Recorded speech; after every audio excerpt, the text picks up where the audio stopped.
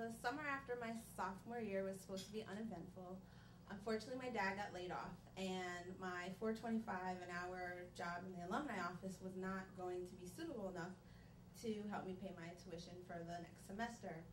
So I got a job as a warehouse worker, obviously, and I picked automotive parts, like, you know, motors and exhaust pipes, and I was hardly scarred at the end of the summer, but just physically. But so I worked at this job from like 5 to 4 a.m. in the morning. Got like 3 hours of sleep for 13 weeks straight. But there's an upside. I worked with lots of hot, sweaty men, and some of them were good looking. But so I went to this warehouse, and I got to wear steel-toed boots. They were necessary, again, hard falling metal objects, and I liked them. I liked them a lot. And but I fell in with a crew of guys, and I was one of the only girls, one of the only young, fully toothed girls that was at this place. And so at the center of this crowd of my boys, there was this guy named Jimmy. And Jimmy was rightfully the center. I mean, he was the Jake Ryan of his crew. And I was Samantha. And he had curly black hair. He had this honey-colored tan skin that you could only get from lots of hours of manual labor outside and by living by the water. And he had these well-toned arms, and they were just sculpted and sinewy and delicious. And yeah, I mean, he was awesome. And so we worked together, and I'd run my carts around the warehouse and picking my parts, and I'd pick my list really quick, and sometimes I was heaving, exhaust pipes and things over my shoulder trying to get down the rows faster so I could just engage him. And, because we had so much to talk about, blue-collar worker, college girl, but we made it work, steel-toe boots. So, so the whole summer goes on, and, I'm cool with him, and I engage him, and we have fun, and he was just intense. I mean, Jimmy was he was nonchalant but purposeful, witty, with these seductive eyes that just bore into you, into your soul. I was 20, come on. So I knew what I wanted, because Jimmy had these pink, full lips that reminded me of this Hubba Bubba gum that I used to chew. It was this beautiful shade of like peach and coral, and just lovely. And but I was always obsessed with kissing. Kissing was just this amazing thing. 20 years old, good background, and just like very, very, very focused on kissing. And so 13 weeks, I just ached for this man's lips. And let me tell you, he was a man, not a boy, not a college boy, but a man.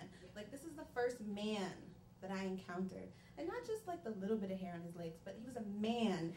And like, he made me feel he made me feel my womanhood swelling. Okay? For real. So, the night before my last night at the warehouse, I'm at the candy machine, my 65 cents, intending to buy nothing, just trying to get a moment with Jimmy. And he strolls in, and we talk about the selection for a second. And I say, oh, Jimmy, I don't have a ride home tomorrow. My friend's going to borrow my car. Can you drive me home from work? He's like, yeah, I got you. He's got me, all right. So the next day comes, and he's like, oh, we got you, we're getting you cake, the guy's gonna pick it up. What do you want, vanilla or chocolate? And I'm like, I want vanilla. And he's like, that's what I thought. So my last day goes, hey, hello, vanilla cake, delicious, yum, let's go.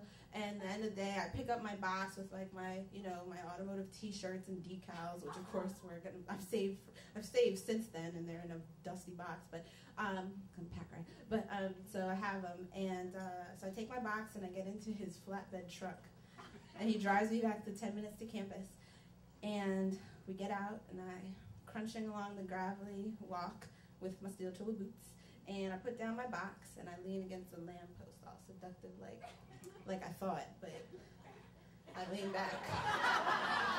And he's leaning back against his truck, but is seductive like. And so I'm looking at him, and I was like, well, thanks, Jimmy. You know, you've been really great, and I've loved working with you. And yeah, very softcore porn. And he looks at me. He's like, yeah, you're a great girl. Girl? So I look him in the eyes. He looks me in my eyes. And no, it is heat. It is hot. And it is there. And it's like, no, I have just crossed this line to womanhood. And here I am. And you're bringing me there. So our eyes are locked. And it is on. This is the moment. And so I just literally glide towards him in those steel-toe boots. And we come together. And he just grabs my face. Not hard, just perfect. Wraps his arms here. Is like going along my jawline and pulls me in, and oh my goodness, I felt that momentum, that awesomeness, that physicalness, that electricity, and it went from my face and it flushed back all the way to the back of my head, and the pit down here just flushed all the way up, and it flushed all the way down to those steel-toe boots, and my toes were curled. And our pelvises were pressed together, and we were entwined, and we are laying up against that flatbed truck, and we are just lips moving together, and they're fitted, and I couldn't even moan because I didn't even think I could breathe, and I was so like, this is awesome. It was like, happy birthday, Samantha. And I was just so, like aching for something for 13 weeks and getting it, and having it be everything and more that you wanted to be was like my TV moment.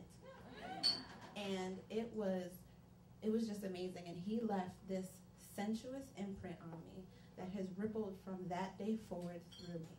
And it was a short-term perfection that I will never, ever forget. Thank you, Jimmy.